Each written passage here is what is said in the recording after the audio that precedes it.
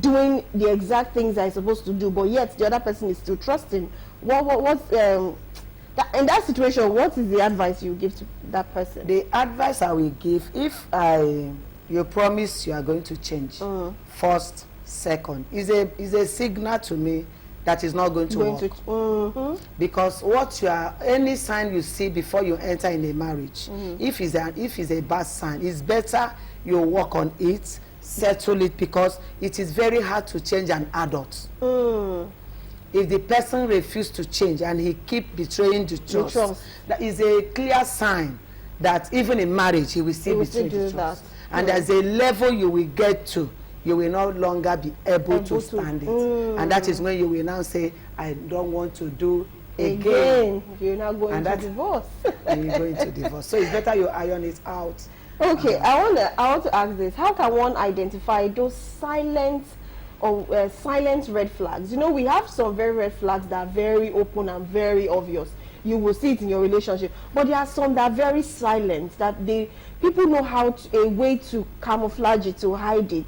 But still, I still believe there's still a way you can still notice those silent red flags. So you being an expert and knowing these areas very well, what are those silent things, those attitudes or those talks that he makes or he does that makes it look like this thing is a red flag and I need to really avoid it or treat it before I get into marriage with that person?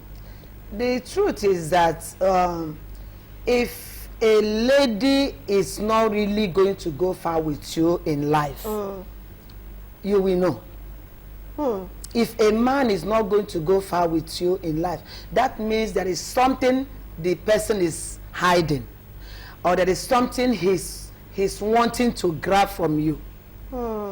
So, and when you have interior motive in any relationship, you will try your best to camouflage, to make sure you cover up some things. Even when the other partner tries to find out I'm sorry, but the sorry is not really from the inside. Because you really have a target and you don't want to let the person know. So the other person should be wise. You don't get into marriage unadvised. You must be wise. Yes. Emotionally wise, intelligent. You must be emotionally intelligent. You must know when somebody is trapping you or not, whether a man, whether a woman. So you don't just go because he said I love you. Yeah. His words, what about his actions? So his words must correspond with his actions, which is very important. Which is very, very important. Wow. So whatever you are saying, the person is promising you, how far is he acting it? At least in a little level, you understand me? So I think everyone, every lady, every young man should be intelligent when it comes to relationship that you want to take further.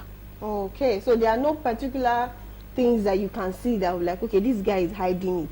It's as if this is what he wants. There's nothing you can actually note or take note of. If somebody is acting like this or acting like this, it means this person is doing it. Because now a lot of people, a man that is cheating or that have different two girlfriends and is telling one, I want to marry you.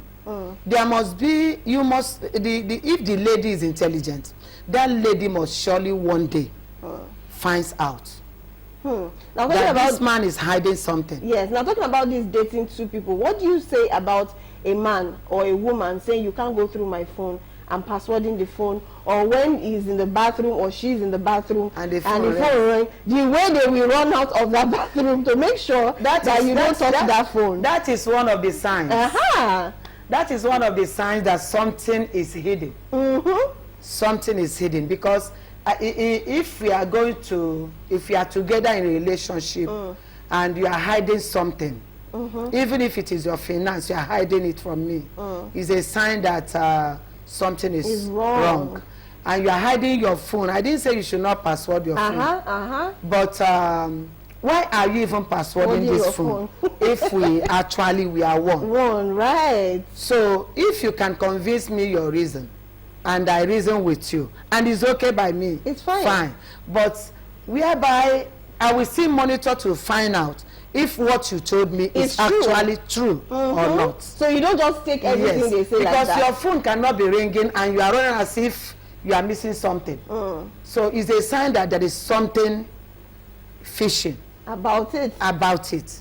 You are hiding something. Obviously, because for you to run out with so Even much some men, body, even some men, there are some of them that are, when they are hiding money, where the particular place they keep that money, yeah, they'll be monitoring you. Maybe you are going Where's to that place? they will just come. I love you. How are you? Come. How are you? and drive you out of that And drive you area. out of that place. So, you know, some of them are very intelligent. They can go and change Where they keep where the that money. they keep the money. Hmm. So there are many other signs that one must surely. In fact, it is your partner that will give you the sign. Right? Yes. While you are moving with somebody, You'll be noticing. you'll be noticing. You can't just stay and say these are the signs. It is that person that will show you the sign. Right.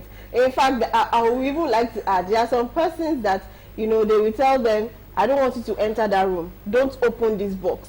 Don't do this. Don't do that. For me, I don't know, what would you say? Would you say, please go ahead and open, go ahead and check what is there, because it might actually save your life or save your relationship or save your future? Because a lot of people say, please, you see this particular box, don't ever open it.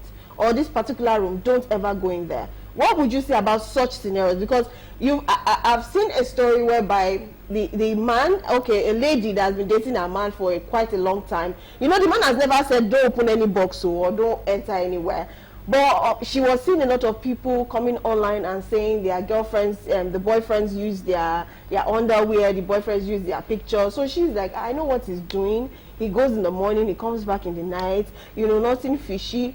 But something was urging her to go to her man's place and go and check, you know, ransack and confirm. So she went to the house, she checked under the bed, checked on top of the bed, checked the wardrobe, checked everywhere. Now, you know, there's a wardrobe, there's always a layer on top of the wardrobe that he puts his pack of shoes and, you know. So she saw some pack of shoes and a safe box, like what they call colo, where they save money. So she just opened the shoes and she didn't see anything. So she just safe box, now let her leave it alone, because it's money that is there, you don't want to break it. So when she was leaving, something urged her to go back and open that to even see if it's money that is there, like how much money he's actually saving, if he's a good financial keeper or something. So she found a way. She could not break the box. She had to call the carpenter to come and told the carpenter, these are the kind of woods you should bring, so that when I break it, you'll be able to fix it back. You will not know. Unfortunately for her, opening that box, she saw her picture wrapped together with a black and red rope, put inside a bottle with different stuff, and she started crying. Now this one is, there's no red flag. He resumes to work and come back. He goes to church. He does all these, you know, normal things that so she was shocked. Now that is why I'm asking, is it proper for you to go through? She went through his personal stuff, and I'm certain he will not be happy she did that. So would you advise that people should go to that extent to actually know what their spouses are doing? Blossom, going to that extent has a lot of there are many side effects. Right. Let's assume that that man that did such a thing is diabolical. God saved the lady that nothing happened to her. I have had an issue whereby a lady, the husband told her, don't enter into this room.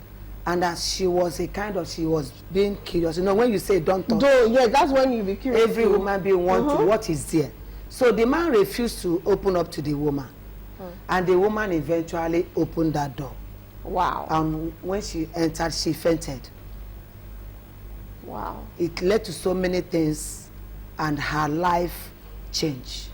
Wow. Her health changed. Oh my word. So actually the husband was in the court that the wife must not be involved, must not get to that room. So in such a thing, if I say go and check, you may put your life in risk. Danger. Yes, in danger. So this is also, I believe everyone should be very, very careful. You are dating a man, you are going out with any woman, you have to be very, very careful. Many men are hunters looking for destiny of ladies they can use. They are not really ready for marriage, but they want to grab something.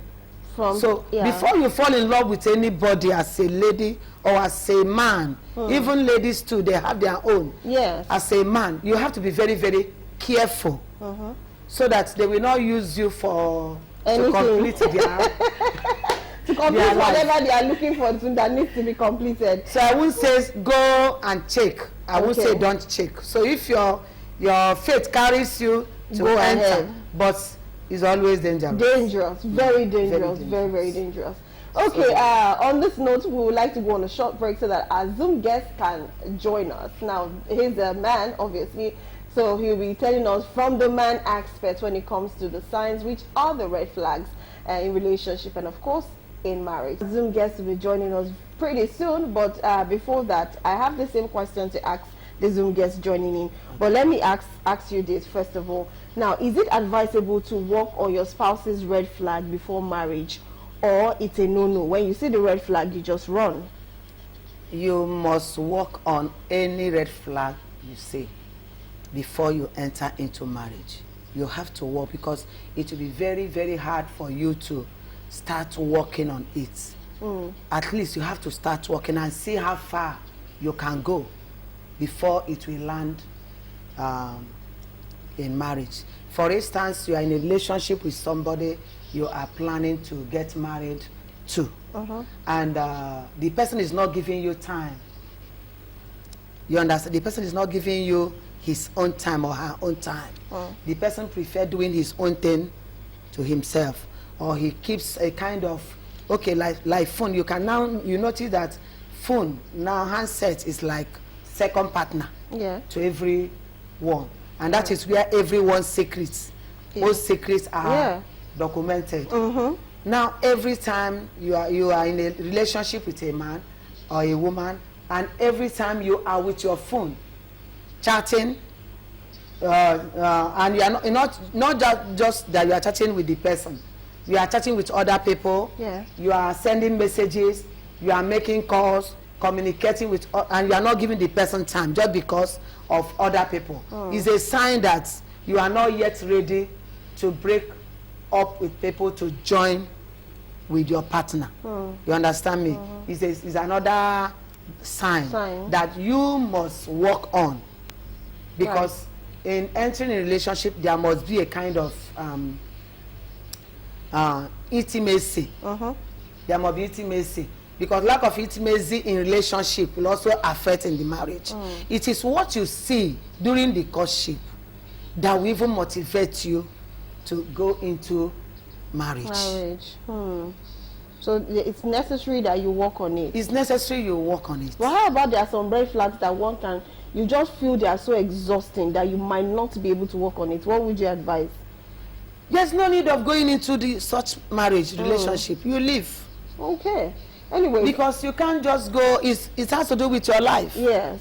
It has to do with emotion. You can't keep breaking down and breaking down.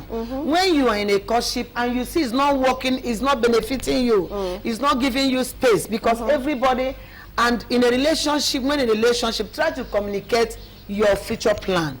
You yourself, you have a life to live. Make sure you know that you let your partner know your plans, what makes you happy.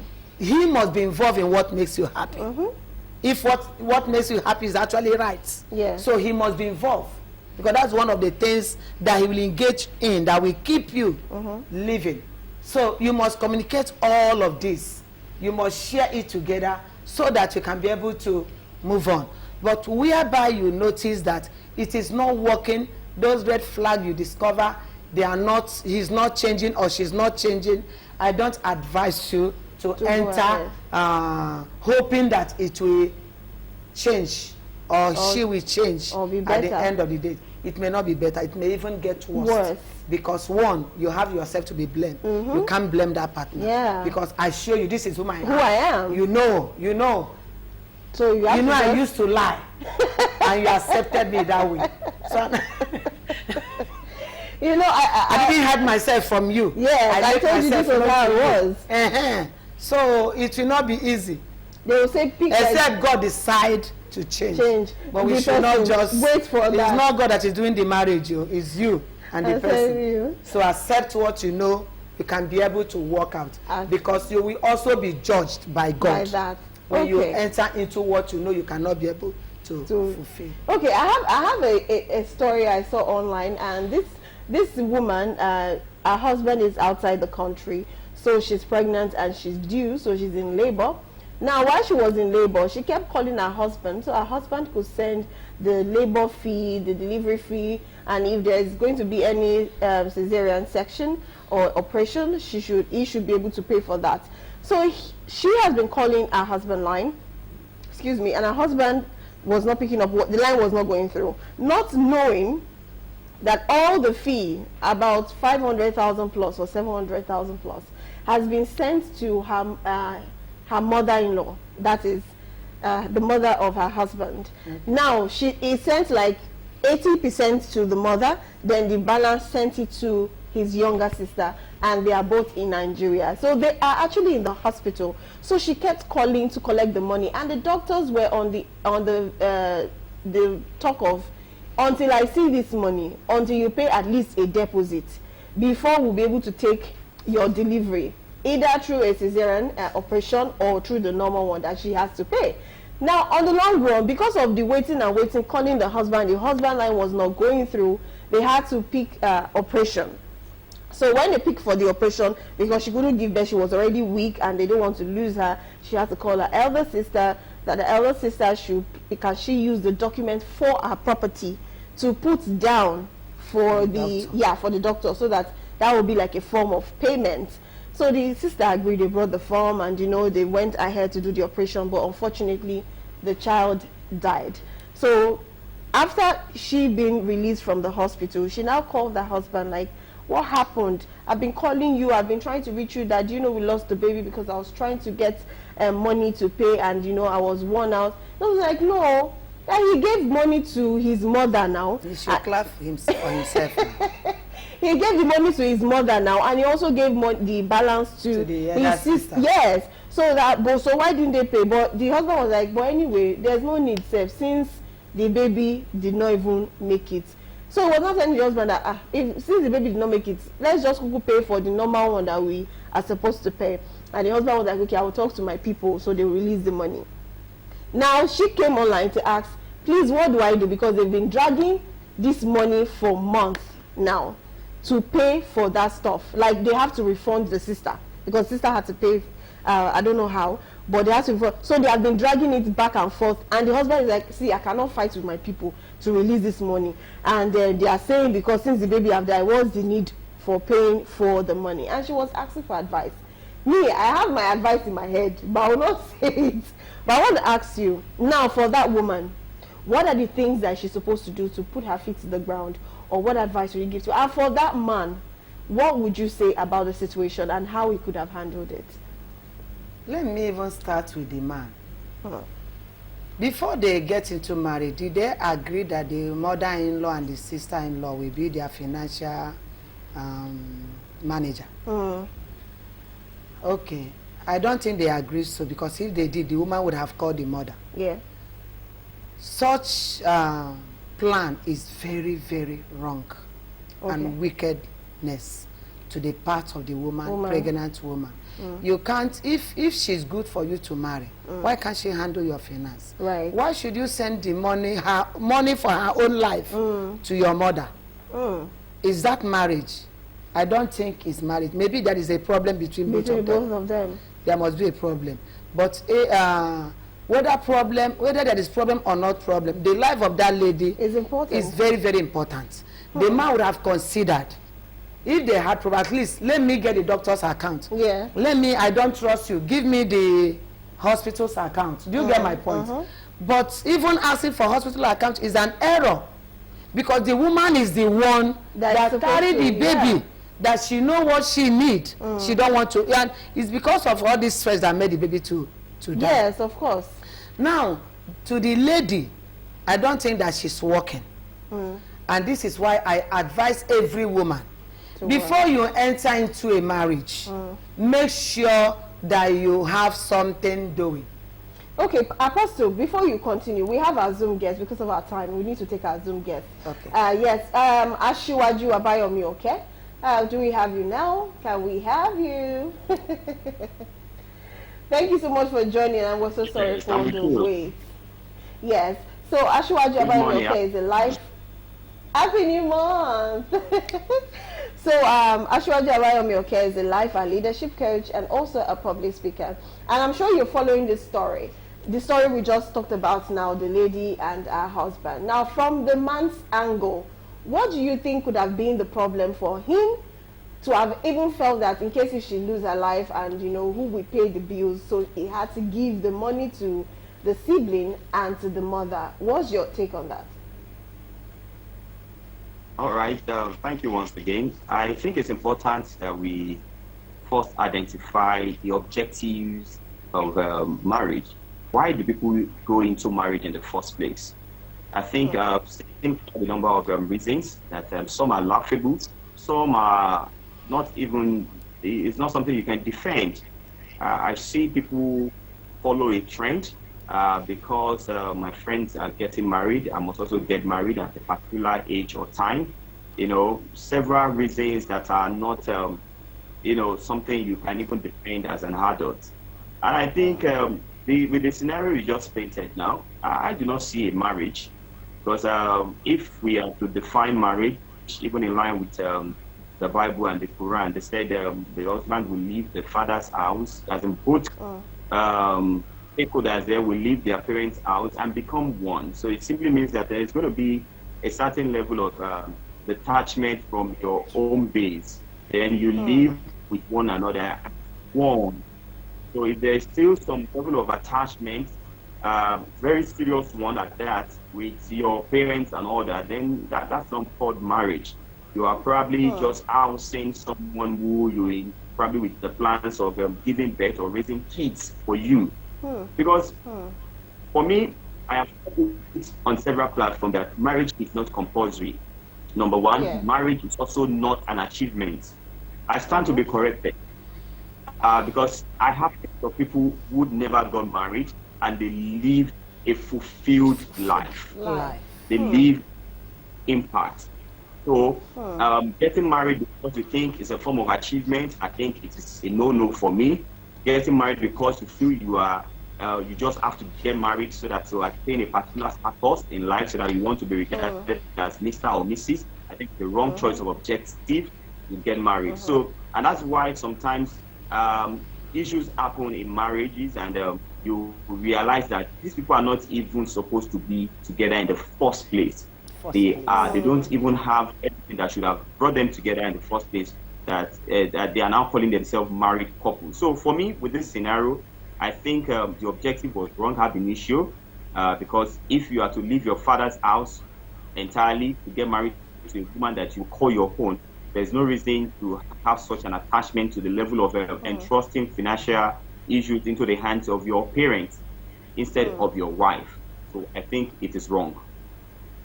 Okay, now I have two questions for you. The first one is, what are the dangers of ignoring red flags in relationship before getting married? Because I feel like most of these red flags people are talking about in marriage is something that was probably there in relationship, but it was ignored. Now, what are the dangers of ignoring those red flags in relationship before marriage? And do we actually think that marital problems are inevitable, or we can actually avoid marital problems totally? All right, let us start in terms of avoiding red flags. Now, red flags are there because they are signals. They are signs that you must observe so that you will not fall on it. So ignoring it is at the whole peril. It's just like ignoring road signs, road safety signs on the highway. So if you accidents happen, you don't even call you a victim of an accident. You should rather use another title for you, because you know the signs and all that have guided your path that time. Same thing applies to those in relationship or courtship. put and they probably just say, well, let me just, I think everything will be the objective of getting into marriage must be checked from the beginning. How am I going to this? Okay, I have a vision for myself. I have a goal, I have a plan. Now, I need a man, I need a woman who will understand this goal and make it work together. Okay, everybody has a goal and I would work with to achieve the same. We will not just come into this world and only fulfill one part of the why God created us, which is to recreate. Because that is one thing that people have had people from a place point of view. And my mother gave birth, I must also give birth. My parents go, I must also get married. For me, they are not concrete to get into marriage. You now ignore those red flags. Relationship or during courtship, I think is at your own peril. Second thought again. Okay, very well. Thank you very. Yes, thank you very much. So definitely we cannot avoid marital problems and they are inevitable. But let me ask you, do you think we can actually avoid marital problems or they are just inevitable? It is something that will always be there. We just have to know how to manage and find solutions. In a relationship, you cannot avoid problem. Even in the midst of challenges, you learn. You get to know your partner. But when it is so obvious, it's so bad, you need to be very careful. Because like he was saying, one of the reasons for marriage is to get somebody who will actually buy your vision. Your goal in life. It is not just enough to attach yourself with a man or a woman, have children. There are something you came to this world to fulfill. You have to touch the whole world. And coming together with a man or a woman should not make the whole world to lose that aspect of you that God created. So you are getting a man that will buy your goal, you buy his goal, you come together, you build a good family and form a good society. Great, and that's the point of this program. That's just the point. So if you are not coming to my life to add color to me or bring out the best in me, it's better for me to stay off because I can still be fulfilled without getting married by the special grace of God. Yes. I can still fulfill my destiny. But having you in my life as a man is to, two is better than one. Yeah. Is to have a partner that can boost me, to have a boost, to have somebody that can encourage me, motivate me, a team, to form a team. Yes, so, the word is a team. Yes, Family is about teamwork. Even when the children come, even when the children come, they join the team. It's all teamwork.